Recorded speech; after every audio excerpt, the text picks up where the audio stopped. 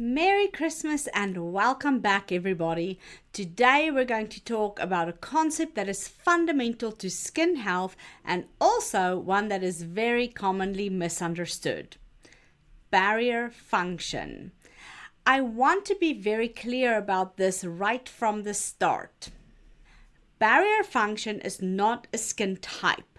It is not dry skin, it is not sensitive skin, and it is not something that you either have or don't have. Barrier function is a living, dynamic system that influences how every skin behaves.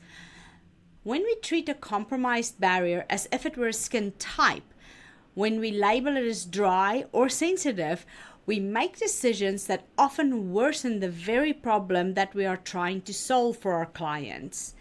In this video, I'm going to walk you through what barrier function actually is and how it differs from skin type and why understanding this distinction changes how we approach almost every skin condition that we see in practice.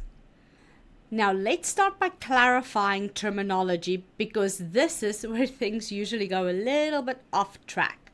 So when we talk about skin type, we are talking about innate characteristics, how the skin is programmed to behave. In advanced assessments such as the Prestige method of advanced skin analysis, there are literally only 3 true skin types: lipid dry, oily, and diffused redness. These are traits that you're born with. They don't change over time. Skin type describes tendencies, not conditions. Now, barrier function, on the other hand, is something that is completely different. Barrier function refers to the integrity of the stratum corneum, the outermost layer of the skin, and how effectively it performs its protective role. It is about how well the skin holds onto water, how effectively it keeps irritants out, and how resilient it is under stress. So here's the key point to take away. You can have any skin type with a compromised barrier, and you can have any skin type with a healthy barrier. When we confuse these two things, we start treating the wrong problem. Now let's talk about the structure of the stratum corneum because this is where everything starts to make more sense. You've probably heard it described as a brick wall. The corneocytes are the bricks or dead skin cells that may have moved to the surface, although they're not really dead. The mortar holding them together is lipids. But here's the part that is often missed. Those lipids that make up the mortar aren't random. They exist in a very specific ratio of ceramides, cholesterol, and free fatty acids. When the ratio is intact, the barrier functions properly. Water stays in and irritants stay out. But when that lipid balance is disrupted, whether through over-cleansing, over-exfoliation, or even inflammatory markers, the barrier becomes leaky. The water escapes, the skin becomes reactive, and suddenly we're dealing with symptoms that did not even exist before.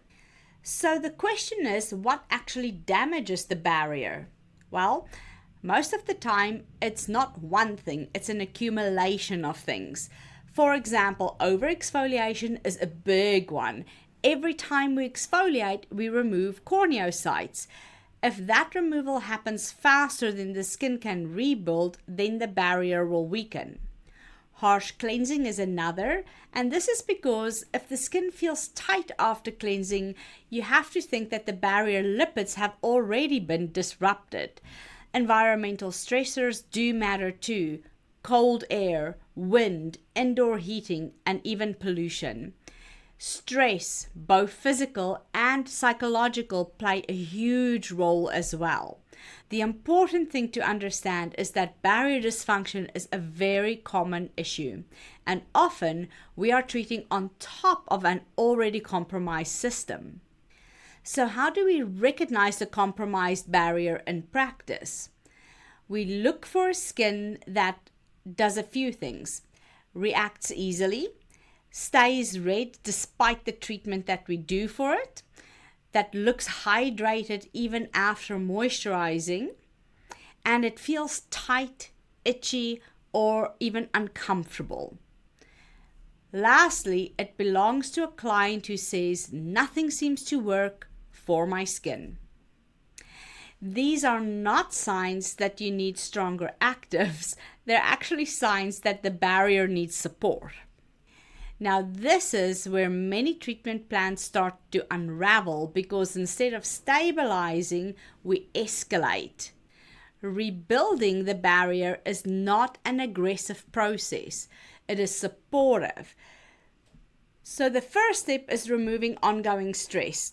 It sounds easier than done, but gentler cleansing, less exfoliation, fewer variables.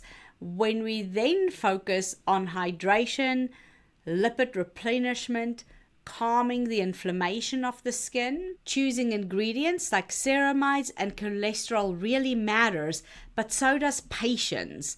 Barrier repair takes time, weeks, sometimes longer. But when it's done properly, the results are often dramatic, not because we pushed harder, but because we allowed the skin to recover and function the way it was meant to in the first place. When you understand barrier function, you can stop chasing symptoms and start building real skin health. This distinction between skin type and barrier status is a core principle of corneotherapy and is a foundational concept inside the Professional Skin Assessment Mastery course. If this way of thinking resonates with you as a skincare professional, you'll find more depth through the links below and ongoing professional conversations inside the Skin Strategy Collective group. I really thank you for spending part of your holidays with me by watching this video, and I will see you in the new year.